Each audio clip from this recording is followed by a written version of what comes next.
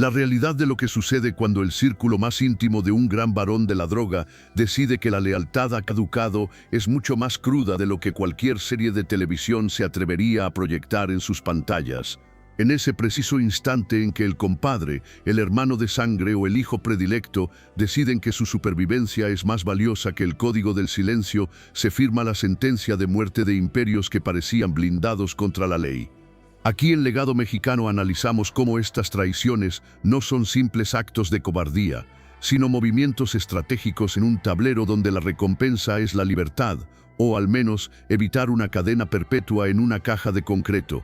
Estas historias nos llevan desde los barrios más humildes de Chicago hasta las cumbres más altas de la Sierra Madre, pasando por las cortes federales de Brooklyn y Washington, donde los testimonios de personas que tenían las llaves de la casa de los capos terminaron desmantelando organizaciones que movían miles de millones de dólares anualmente. La cooperación de estos informantes provocó capturas de niveles históricos y desató guerras intestinas que dejaron a su paso miles de víctimas colaterales, redibujando por completo el mapa del narcotráfico en Norteamérica.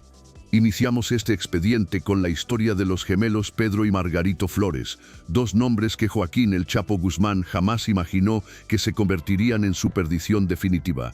Estos hermanos nacieron en el año de 1980 y uno en La Villita, el barrio mexicano más populoso de Chicago.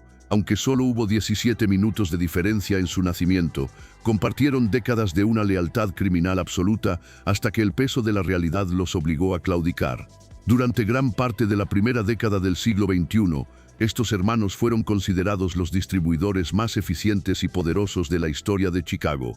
No eran simples operadores de esquina, sino los directores de una orquesta logística que movía más de 1 tonelada de cocaína y heroína cada mes, producto que viajaba desde los laboratorios sinaloenses hasta las arterias del medio oeste estadounidense. Su iniciación en el bajo mundo ocurrió cuando apenas tenían 7 años de edad, introducidos por su propio padre, quien los utilizaba para alcanzar bolsas de mercancía ocultas en lugares donde los adultos no podían llegar debido a sus dimensiones físicas. Para el año 2005, los gemelos Flores ya no eran piezas reemplazables. Habían logrado lo que muy pocos operativos de su nivel conseguían: una reunión cara a cara con el Chapo Guzmán en su refugio más sagrado en las montañas de Sinaloa. Durante 3 días fueron tratados como invitados de honor y en el encuentro final, el capo incluso bromeó con Pedro sobre su vestimenta, cuestionando con risas si con tanto dinero acumulado no podía pagarse un pantalón completo. Esa broma escondía un respeto profundo por su capacidad de inundar Chicago con el veneno del cártel. Todo funcionaba como un mecanismo de relojería suiza.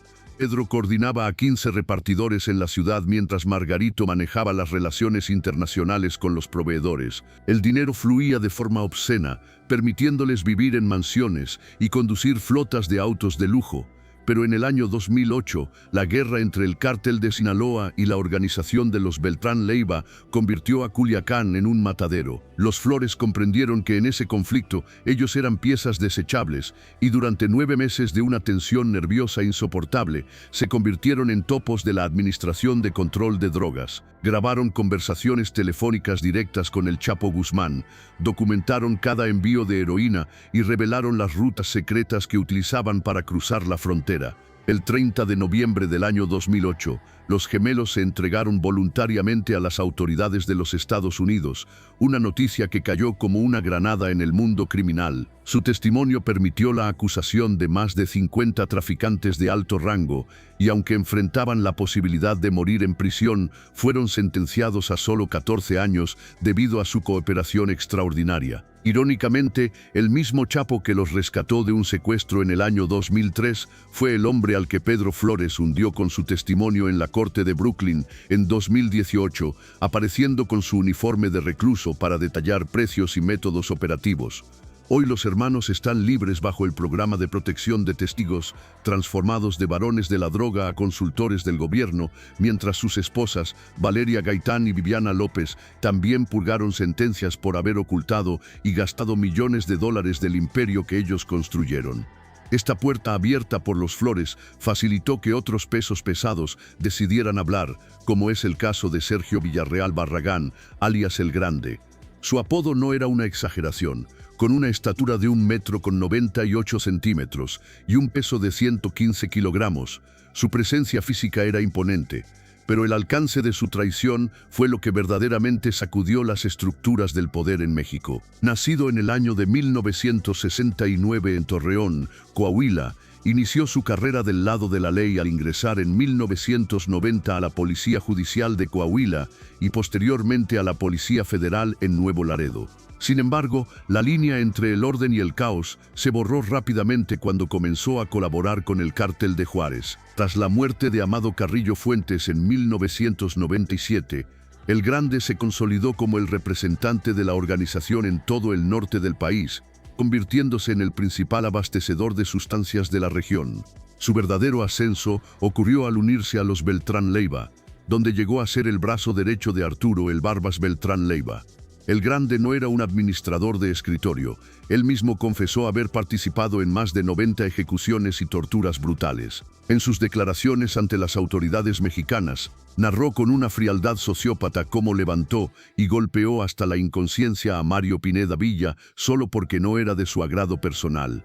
Tras su detención en septiembre de 2010 en la ciudad de Puebla, el Grande comenzó a negociar de inmediato, ofreciendo información que involucraba a senadores, diputados, gobernadores y altos mandos del ejército.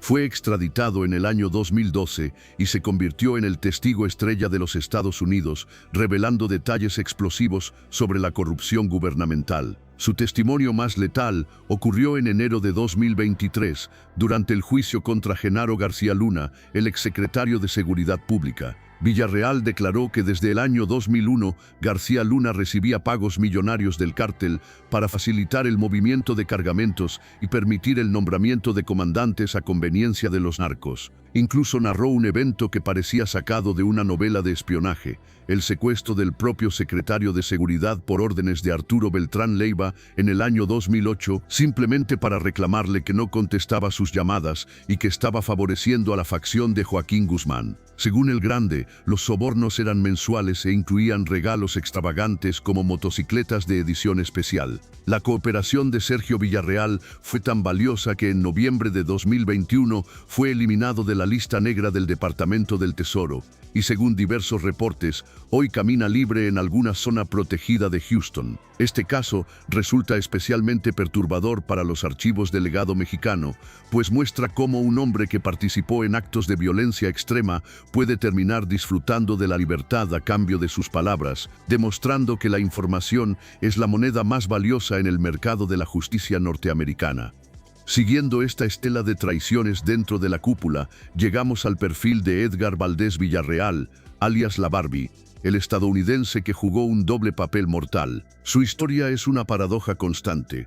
Un joven rubio de ojos azules que fue estrella de fútbol americano en una preparatoria de Laredo, Texas, y que terminó comandando uno de los ejércitos de sicarios más sanguinarios de México. Nacido el 11 de agosto de 1973, su apodo surgió de su entrenador deportivo, quien lo comparaba con un muñeco Ken. A los 19 años huyó a México tras un incidente automovilístico y se integró a las filas de Arturo Beltrán Leiva, donde su biculturalidad lo hizo una pieza estratégica invaluable.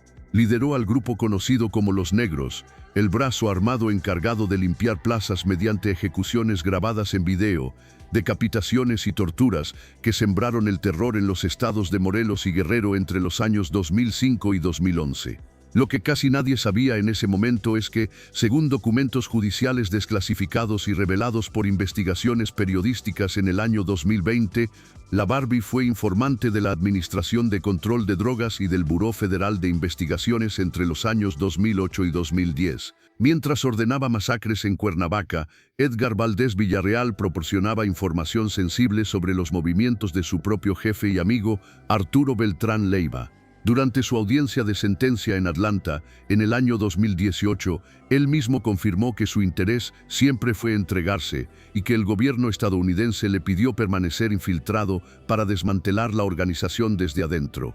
Muchos analistas sostienen que fue La Barbie quien filtró la ubicación exacta del departamento en Cuernavaca, donde la Marina abatió a Arturo Beltrán en diciembre de 2009. Fue capturado en agosto de 2010 en una casa de campo cerca de la Ciudad de México y su imagen sonriente ante las cámaras se volvió un icono de la prepotencia criminal, una sonrisa que quizá ocultaba la tranquilidad de saber que ya tenía un acuerdo con los fiscales del norte. La caída de la Barbie y su posterior extradición en el año 2015 marcaron un punto de no retorno para la familia Beltrán Leiva. Pero si hablamos de traiciones que desgarran el corazón de una organización, ninguna supera el testimonio de Jesús Vicente Zambada Niebla, mejor conocido como el Vicentillo. Él no era un sicario más o un distribuidor externo, era el heredero legítimo del imperio de Ismael el Mayo Zambada. Su captura en la Ciudad de México en marzo de 2009, apenas unas horas después de haberse reunido con agentes de la DEA en el Hotel Sheraton,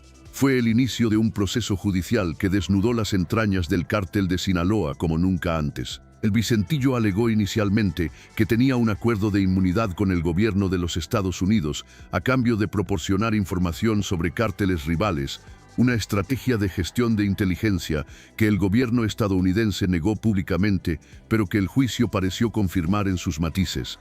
En el año 2013, Zambada Niebla se declaró culpable en secreto y comenzó una colaboración que duró años, culminando en su aparición devastadora en el juicio contra el Chapo Guzmán.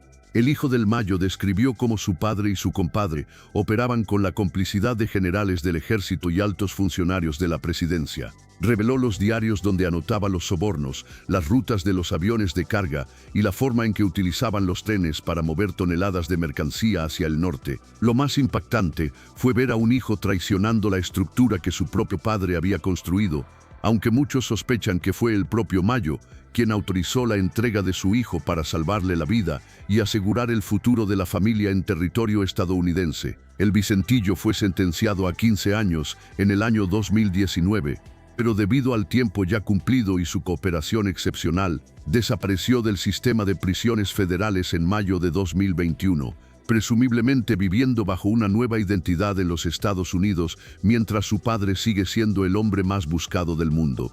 Estas narrativas del legado mexicano confirman que en el mundo del crimen organizado, la confianza es un lujo que nadie puede permitirse realmente. La traición es una herramienta de supervivencia tan común como el uso de las armas de fuego. Cuando los grandes capos miran a su alrededor, no ven aliados, sino posibles testigos protegidos que están esperando el momento justo para cambiar de bando. El costo de estas traiciones ha sido el colapso de los grandes cárteles tradicionales y su fragmentación en cientos de grupos menores que hoy disputan el territorio con una violencia aún más irracional y desprovista de los antiguos códigos de honor. Al final del día, los muros de las prisiones de máxima seguridad son los únicos que escuchan las verdades que estos hombres callaron durante años, verdades que se convierten en años de libertad para unos y en sentencias de por vida para otros. La historia del narcotráfico en México se escribe con la tinta de los soplos y las delaciones.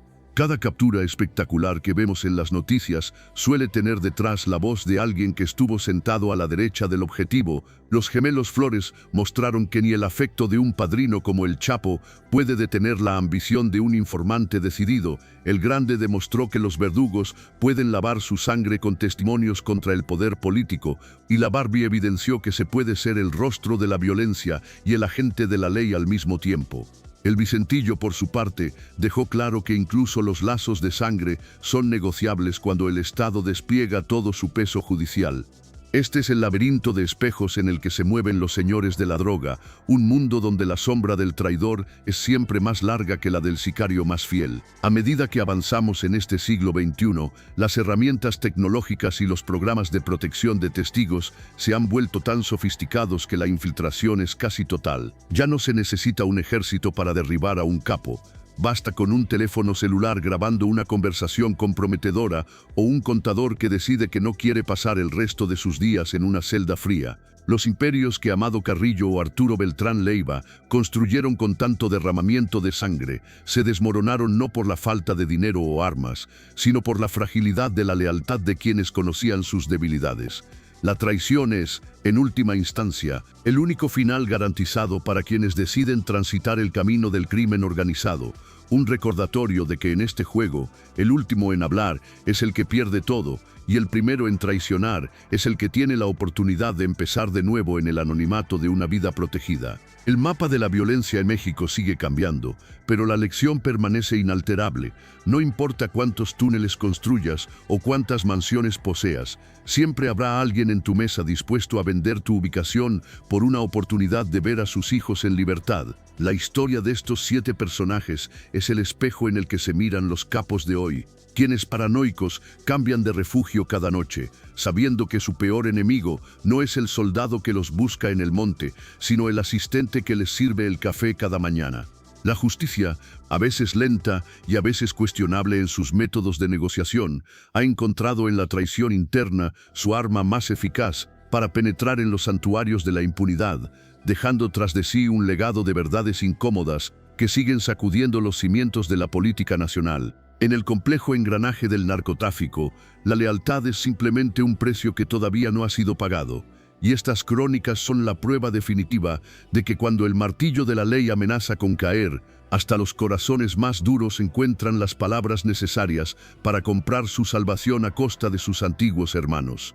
Inicialmente se declaró inocente ante las Cortes de los Estados Unidos, pero bajo la presión de una condena que lo mantendría en la oscuridad por el resto de su vida natural, Edgar Valdés Villarreal finalmente llegó a un acuerdo de culpabilidad que sacudió los cimientos del mundo criminal. En junio del año 2018, el hombre conocido como la Barbie fue sentenciado a una pena de 49 años de prisión. Para muchos analistas de seguridad y expertos en el fenómeno del narcotráfico que seguimos en Legado Mexicano, esta sentencia resultaba ser una cifra demasiado alta para alguien que supuestamente había proporcionado información de inteligencia tan valiosa durante años. Si realmente hubiera estado cooperando de forma verosímil y constante, no le habrían otorgado una pena tan extensa en el tiempo, afirmó en su momento Mike Vigil, quien fuera director de operaciones internacionales de la Administración de Control de Drogas. Pero entonces, en un giro que parece sacado de una novela de espionaje internacional, sucedió algo extraordinario que dejó a la opinión pública en un estado de confusión absoluta. En noviembre del año 2022, los registros públicos de la Oficina Federal de Prisiones mostraron un dato perturbador. Edgar Valdés Villarreal ya no figuraba bajo su custodia física, un hombre sentenciado a casi medio siglo de cárcel, que según los documentos oficiales no debería cumplir su condena sino hasta el año 2056, simplemente se había esfumado del sistema penitenciario convencional. Las especulaciones en los pasillos de Washington y en las redacciones de los diarios mexicanos no se hicieron esperar, apuntando de forma inmediata a que la Barbie continuaba colaborando con las autoridades federales en un nivel de secrecía máximo, posiblemente preparándose para actuar como testigo protegido en futuros juicios de alto impacto contra exfuncionarios o líderes de otros cárteles. Aunque su paradero actual se mantiene como un secreto de Estado, la creencia generalizada es que habita en alguna casa de seguridad bajo una identidad nueva y protegida. La trayectoria de Valdés Villarreal es única en su tipo porque desnuda la naturaleza dual y contradictoria del narcotráfico moderno en el siglo XXI.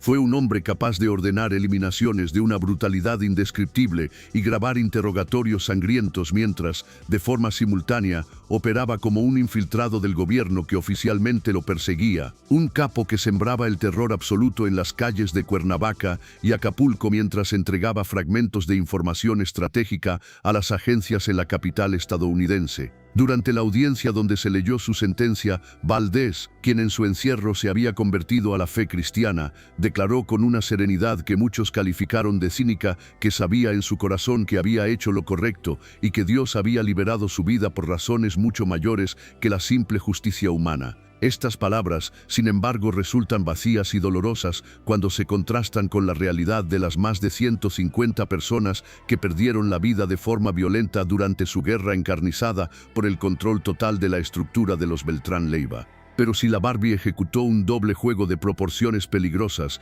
el siguiente personaje de este expediente llevó la traición a un nivel de profundidad que fracturó los lazos de sangre más sagrados. Hablamos de la posición número 4, Jesús el Rey Zambada García, el contador que decidió contarlo absolutamente todo frente a un jurado internacional. Imagina por un momento lo que significa ser el responsable directo de las finanzas de una de las organizaciones criminales más ricas y poderosas de la historia del planeta. Conocer cada movimiento de dinero, cada ruta de trasiego, cada gramo de mercancía y, sobre todo, cada nombre de los funcionarios públicos que recibían sobornos millonarios para permitir la impunidad. Manejar las cuentas de operaciones que mueven miles de millones de dólares anualmente y luego, tras ser capturado, decidir revelar cada cifra y cada método ante un tribunal en Nueva York. Esta es la crónica de Jesús Reinaldo Zambada García, el hermano menor de Ismael El Mayo Zambada, quien durante más de 4 décadas fue el pilar invisible del cártel de Sinaloa. Nacido en las tierras calientes de Sinaloa, el rey creció siempre bajo la sombra protectora y poderosa de su hermano mayor. Mientras El Mayo se dedicaba a construir un imperio logístico y militar que dominaría el tráfico de sustancias ilícitas en todo el hemisferio occidental, Jesús se especializó en el cerebro financiero de la organización. Durante más de 15 años, desempeñó el cargo de contador jefe del cártel, y su labor estaba lejos de ser un simple registro administrativo. Cada cargamento de cocaína que zarpaba desde las costas de Colombia implicaba una serie de negociaciones financieras de una complejidad asombrosa.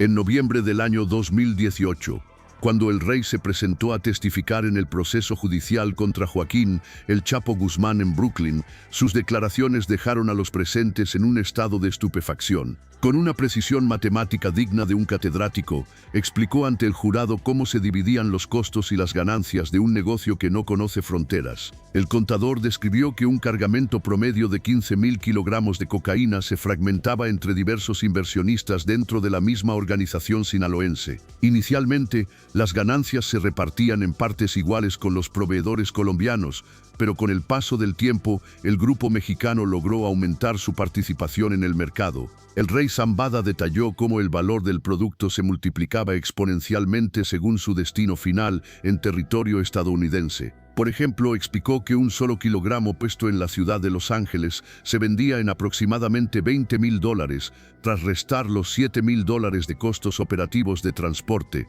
El cártel obtenía una ganancia neta de $13.000 por unidad.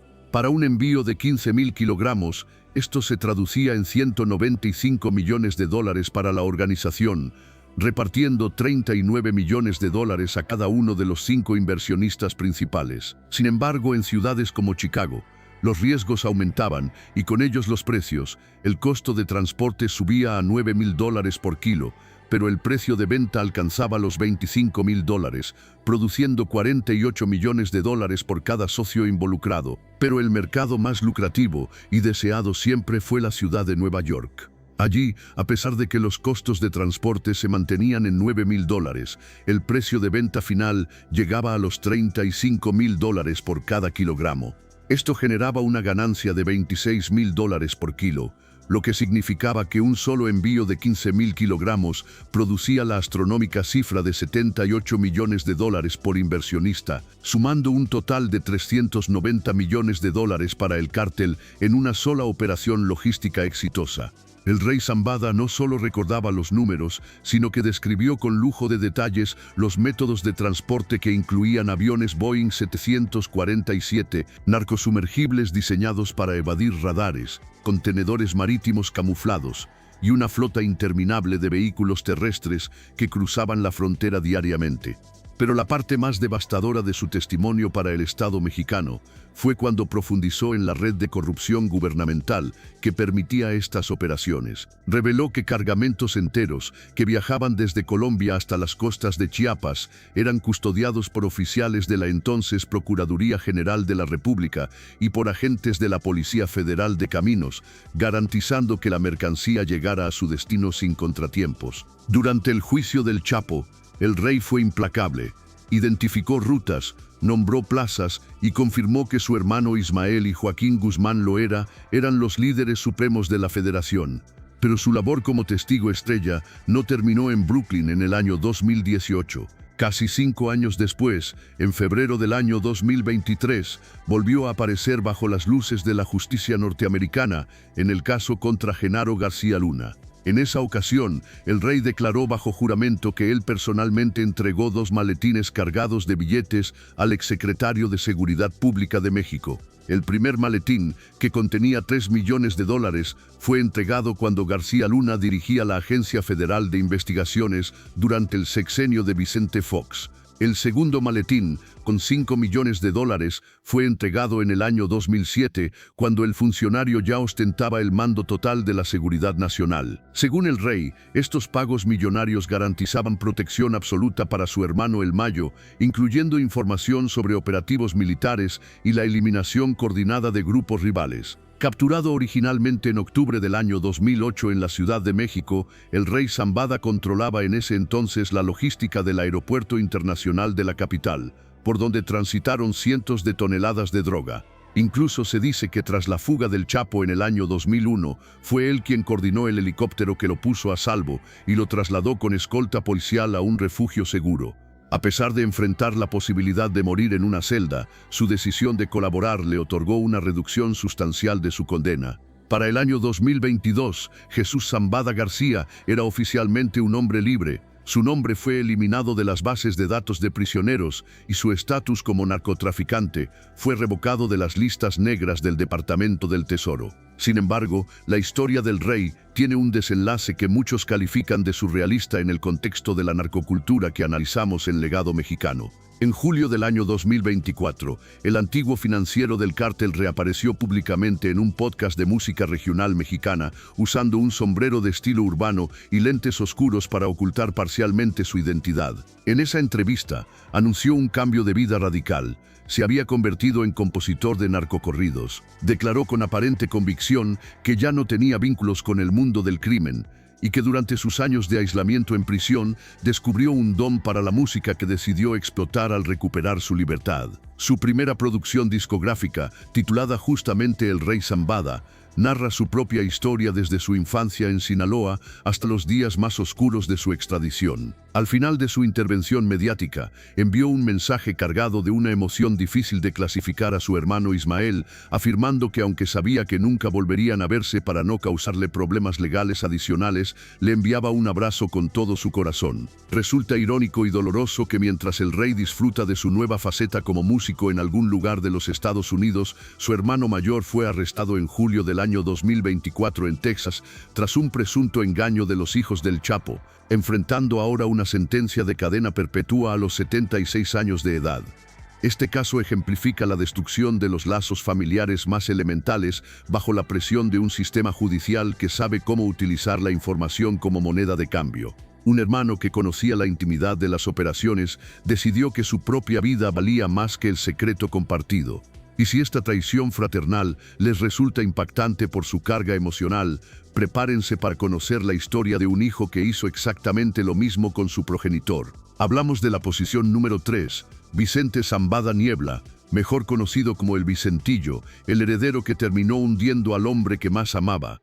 En la jerarquía del narcotráfico, la lealtad de un hijo hacia un padre se considera el vínculo más inquebrantable, la última línea de defensa que jamás debería cruzarse. Pero el Vicentillo rompió esa regla de oro y al hacerlo proporcionó la llave maestra que permitió a las autoridades norteamericanas entender el funcionamiento interno del cártel de Sinaloa como nunca antes. Nacido el 10 de mayo del año 1975, Vicente era el primogénito y el orgullo de Ismael el Mayo Zambada. A diferencia de otros capos que tuvieron que escalar desde la miseria de la sierra, el Vicentillo nació en el epicentro del poder. Fue criado y entrenado personalmente por su padre para ser el sucesor legítimo del imperio más sofisticado de México. Entre los años 2005 y 2008, Vicente desempeñó el cargo de coordinador logístico global, siendo el responsable de supervisar envíos masivos que cruzaban océanos y fronteras. Para mover la mercancía, utilizaba una infraestructura que cualquier empresa transnacional envidiaría, desde aviones de carga privados y submarinos de alta tecnología hasta vagones de ferrocarril, tráileres con compartimentos ocultos y lanchas rápidas. Pero su labor no se limitaba a la ida del producto. manejaba el flujo de retorno de cientos de millones de dólares que ingresaban a México para ser lavados a través de una red financiera que penetraba la economía legal del país. Vicente Zambada Niebla era el representante oficial de su padre en reuniones diplomáticas con otros grupos criminales y tomaba decisiones ejecutivas que afectaban la vida de miles de personas. Era, a todas luces, el príncipe heredero de la dinastía Zambada. Sin embargo, su destino cambió para siempre el 19 de marzo del año 2009. En un operativo realizado en una de las zonas más exclusivas de la Ciudad de México, elementos del ejército mexicano lograron su detención.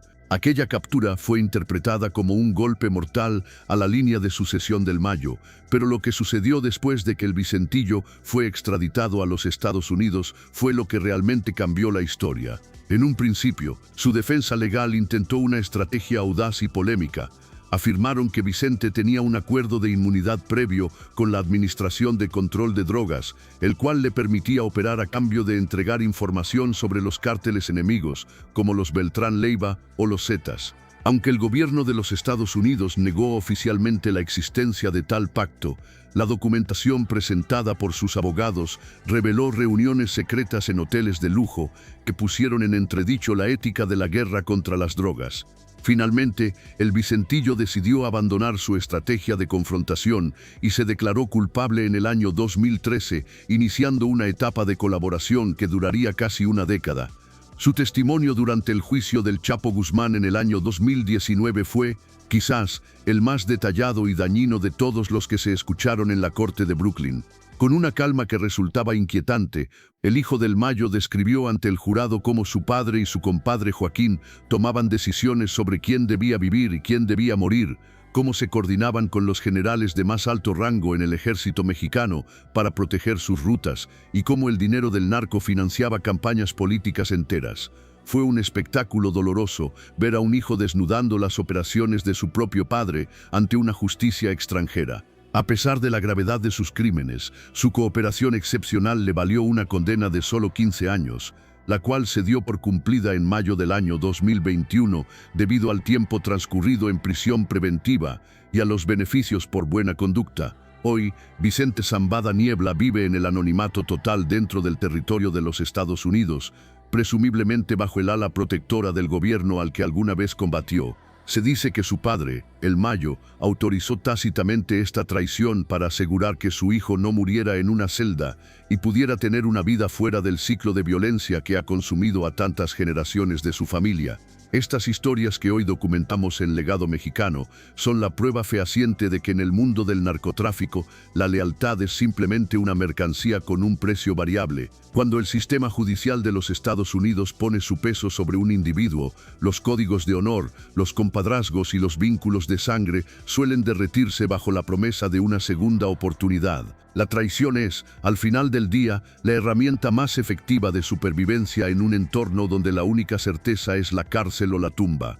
La fragmentación de los grandes cárteles en la actualidad es el resultado directo de estas voces que decidieron hablar. Por cada secreto revelado por los gemelos Flores, por cada nombre entregado por el Grande, por cada ruta delatada por la Barbie y por cada maletín descrito por el rey Zambada o el Vicentillo, un imperio se debilitó.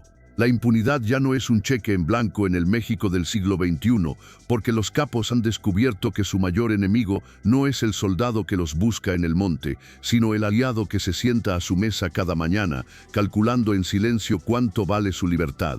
La historia de estas traiciones continúa escribiéndose cada día en las Cortes Federales, recordándonos que en el complejo juego de las sombras, el último que habla es el que termina cargando con todo el peso del concreto. En febrero del año 2010, el panorama jurídico para la familia Zambada cambió de manera irreversible cuando Vicente fue extraditado a los Estados Unidos para enfrentar cargos de narcotráfico en una corte federal de Chicago.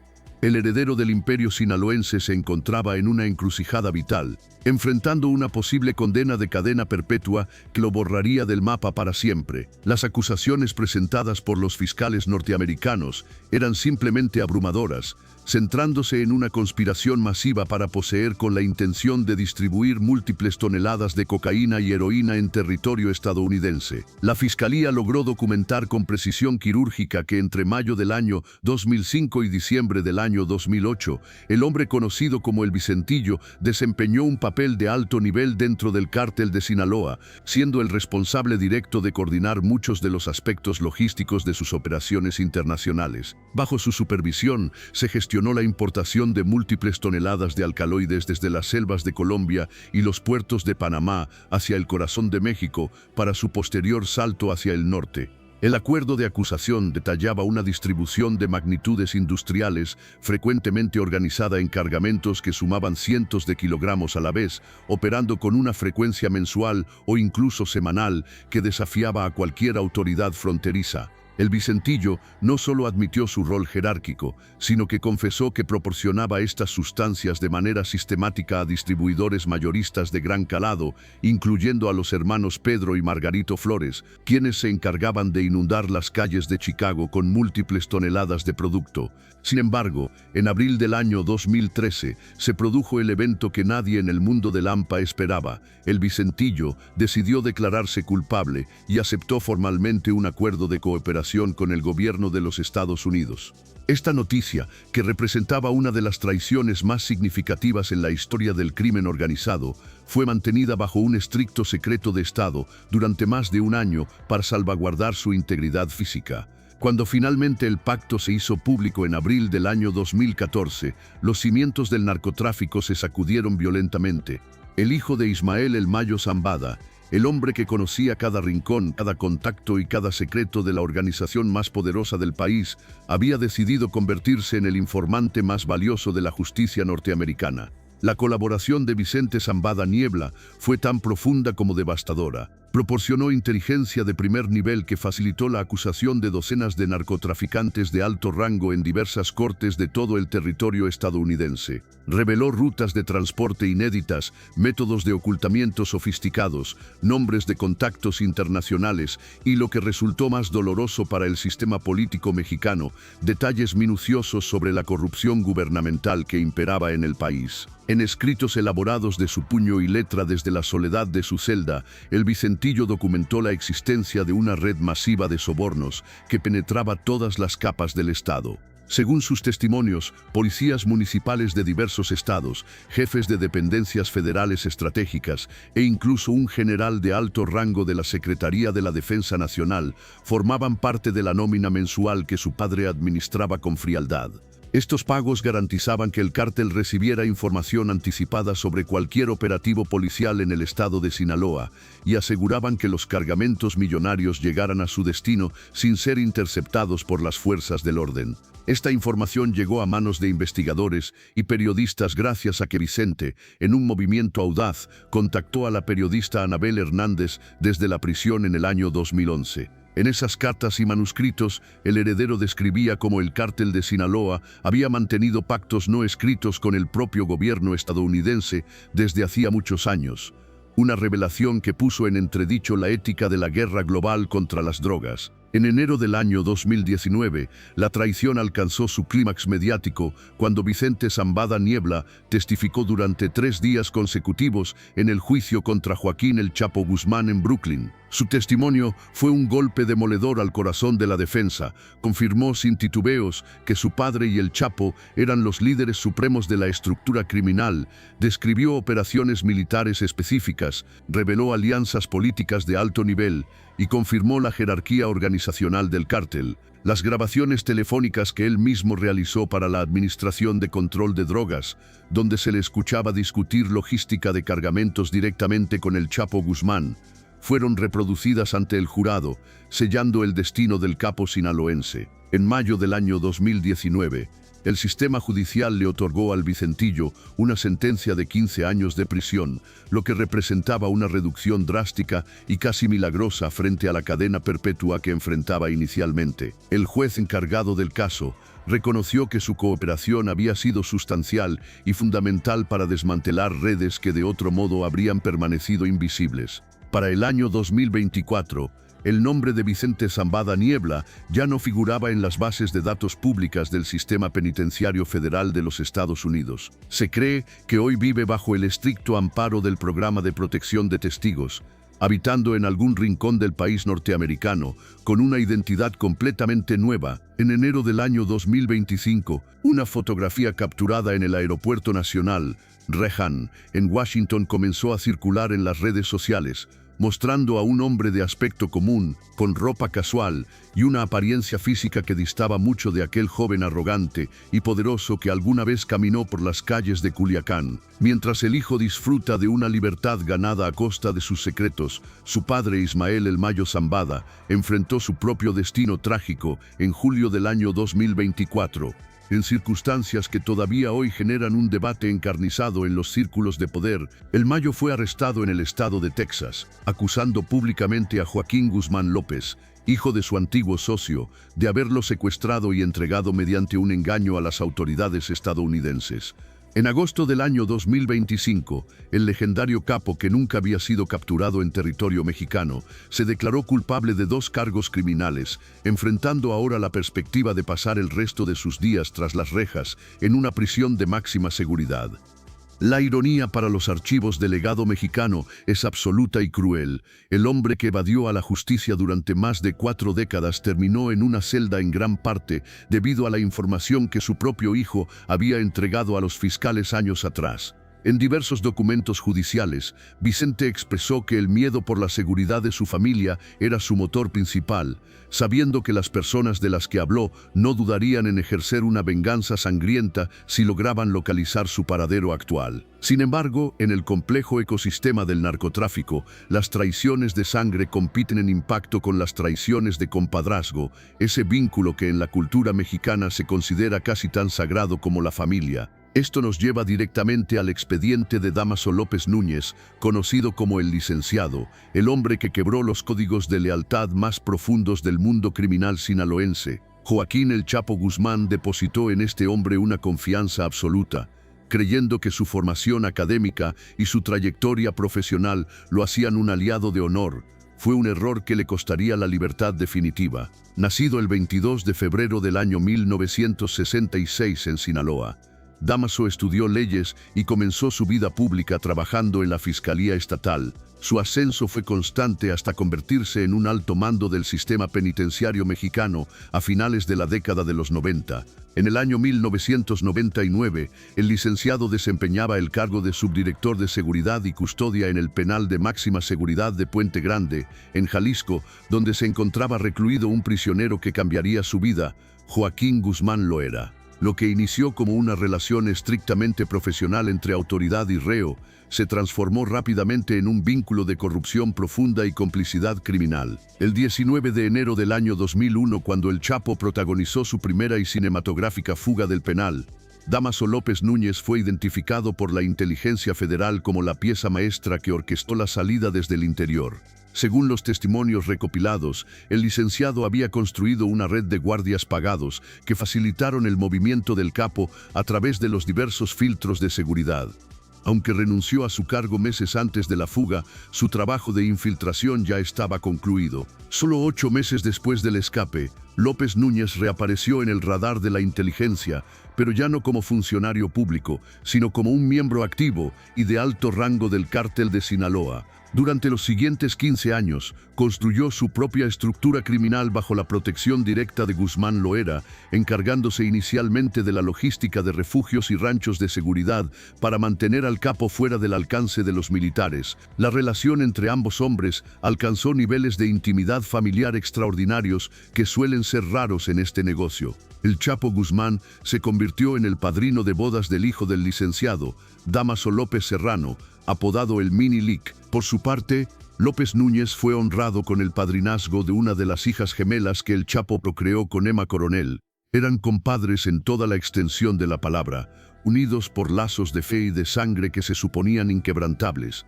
En febrero del año 2014, tras la recaptura del Chapo en Mazatlán, las instrucciones fueron claras.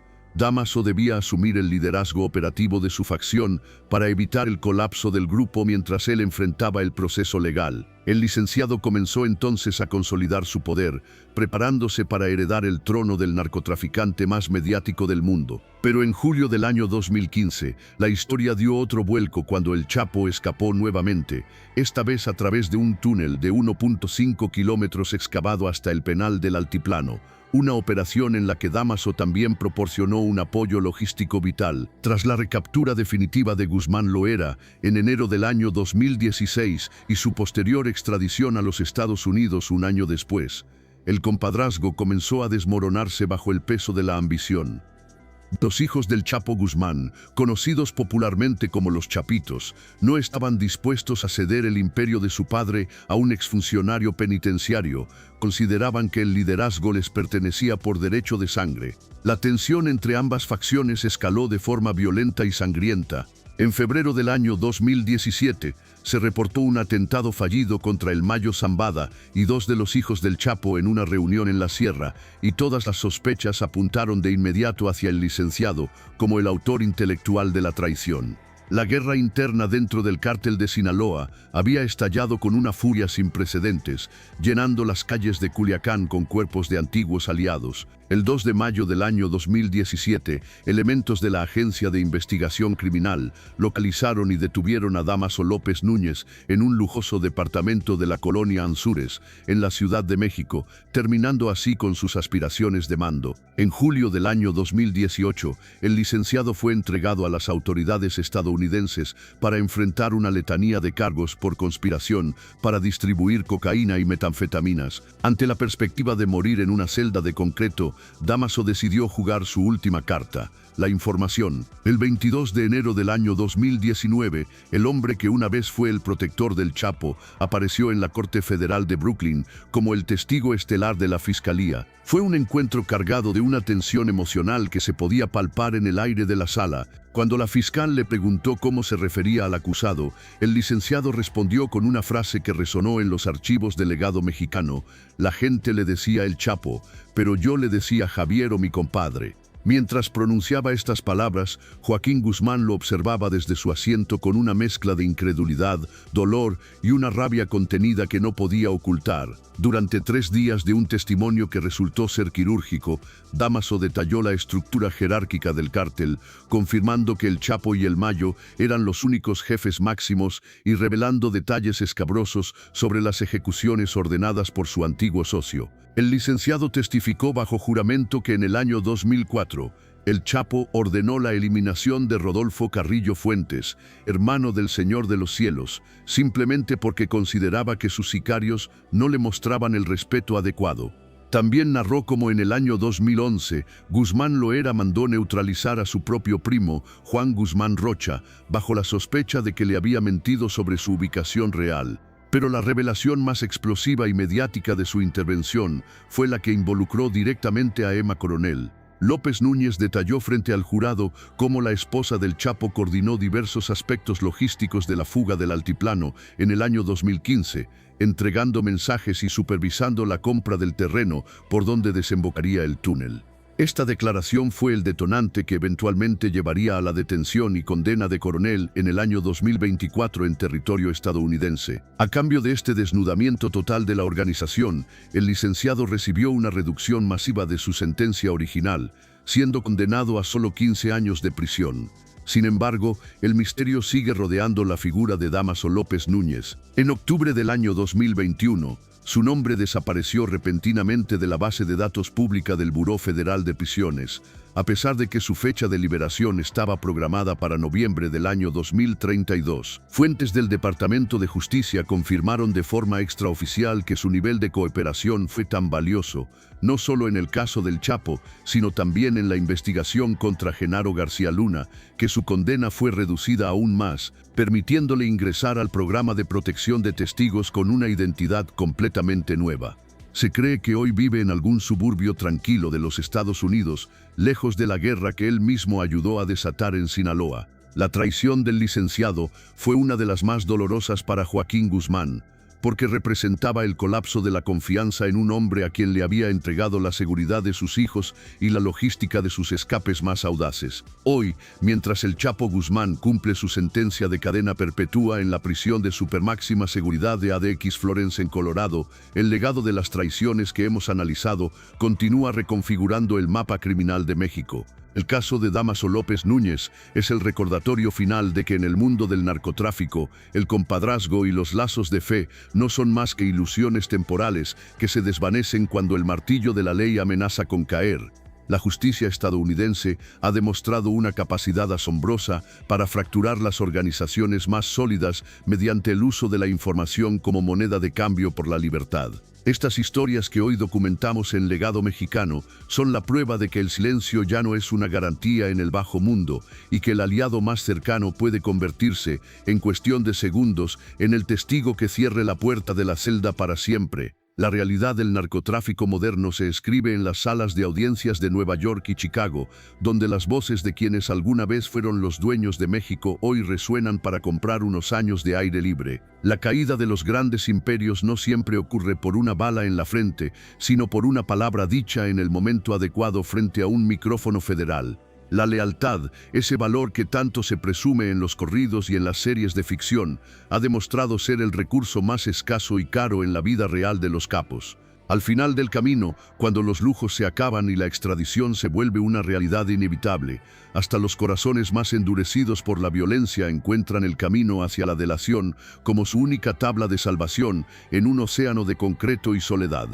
Ni siquiera el compadrazgo, uno de los lazos más valorados y respetados en la cultura mexicana, puede resistir el peso de una posible cadena perpetua. Pero si la traición de un compadre es devastadora, el siguiente caso es aún peor, porque estamos a punto de hablar de la traición más dolorosa de todas, la de un ahijado contra su padrino. Y esta historia aún no ha terminado de escribirse. Dámaso López Serrano, el Mini Lick, el ahijado que destruyó todo. Llegamos al número 1 de nuestra lista, la traición más impactante, más dolorosa y más consecuente en la historia reciente del narcotráfico mexicano. Una traición que no solo destruyó relaciones personales, sino que desencadenó una guerra que aún cobra vidas. Les presento a Dámaso López Serrano, el ahijado que traicionó a su padrino, el Chapo Guzmán, nacido el 23 de noviembre de 1987 en Culiacán.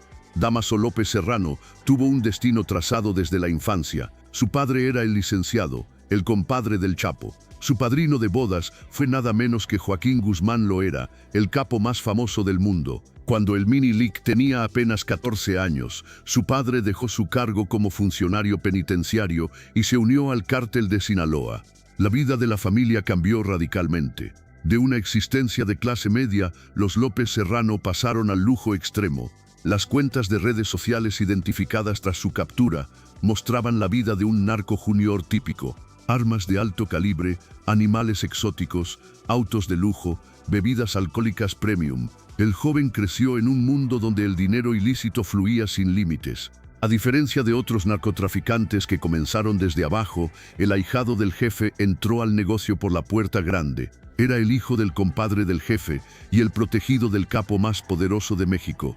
Su ascenso fue meteórico. Durante la década de 2000, mientras su padre consolidaba poder dentro del cártel de Sinaloa, formó su propio grupo de jóvenes sicarios conocidos como los Antrax. Operaban principalmente en Culiacán y se convirtieron en una fuerza temible. El Mini Lick no era solo un junior consentido, participó activamente en operaciones del cártel. Años después, en su testimonio ante autoridades estadounidenses, confesó haber ordenado al menos 15 eliminaciones y más de 20 secuestros de enemigos de la organización. Cuando el Chapo fue recapturado en enero de 2016 y extraditado un año después, el equilibrio de poder se fracturó. El licenciado creía que debía heredar el liderazgo, pero los chapitos, hijos biológicos de Guzmán, pensaban diferente. La tensión explotó en febrero de 2017 con el supuesto intento de eliminar a Ismael El Mayo Zambada y a 2 de los hijos de Joaquín. La guerra entre los licenciados y los chapitos había comenzado y Culiacán se convirtió en un campo de batalla. Dámaso sabía que la situación era insostenible.